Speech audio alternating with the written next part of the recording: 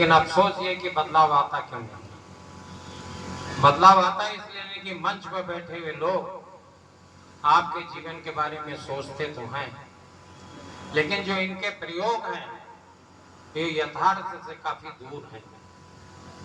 ये कहीं विदेश की बातें हैं, कहीं फ्रांस की बातें हैं, कहीं अमेरिका की बातें हैं, कहीं जर्मनी की बातें हैं और कहीं रटाई रटाई बातें हैं।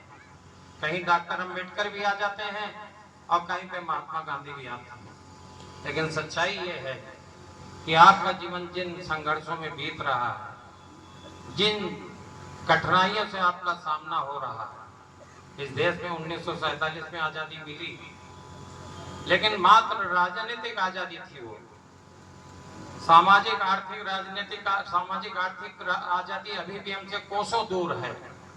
तो सामने बैठे हुए लोगों की तस्वीर, आपके चेहरे, आपका पहनावा, मैं भी निकल रहा था तो कह रहा था कोई व्यक्ति हमको ऐसा नजर नहीं आता जिसने हमको वोट देके यहाँ तक पहुँचाने के कार्य न किया हो।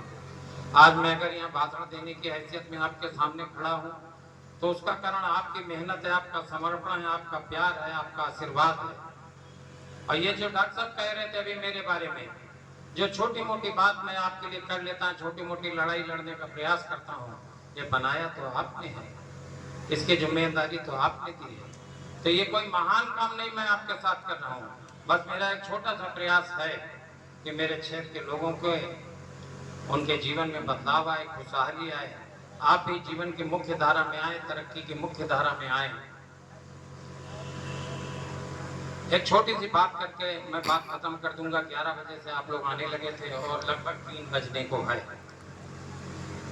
अभी पीछे जब डॉक्टर साहब एक बड़ा आंदोलन खड़ा किए राजा कॉलेज के मैदान पे 2 दिसंबर में, जब 10,000 लोगों ने पूरे राजा कॉलेज मैदान घेरा और लोगों ने हुंकार भरी कि हम प्रशासन को घेरेंगे, तो यहाँ के पुलिस विभाग के एक आरएसएस का चोला पहने हुआ जातिवादी मुखिया, उसको ये बात बहुत नागवार गुजरी और वो आरएसएस में इस कदर, आरएसएस के नशे में इस कदर डूबा है, उसको लगता है कि भारतीय जनता पार्टी की सरकार उसके पूरे जीवन बनी रहेगी, लेकिन वो उनके लिए बड़ी भूल साबित होगी। विमल कश्यप का केस याद रखें, माहौली के उस सैनिक विमल कश्यप के साथ जो अनाचार अत्याचार हुआ है, एक सैनिक को आपने 55 दिन तक हिरासत में अवैध तरीके से नंगा करके रखा और पीटा है। उस सैनिक के सम्मान की लड़ाई लोकसभा तक उठाने का काम करूंगा। आपको याद रखना चाहिए, आप जहां भी चले जाओ आपको वापस आके अदालतों में पुनः जवाब देना होगा कि इस देश के एक सैनिक के आपने किस तरीके से अपमान और अनविनती बर्ताव किया है।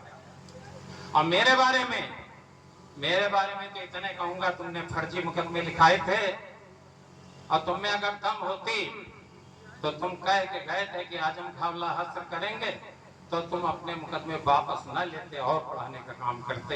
अभी मैं सीतापुर में हूँ, अगर हैसियत में हो तो पुनः और अभी भी आगे मुकदमों की फेहरिस्त तुम बढ़ा के देख लो।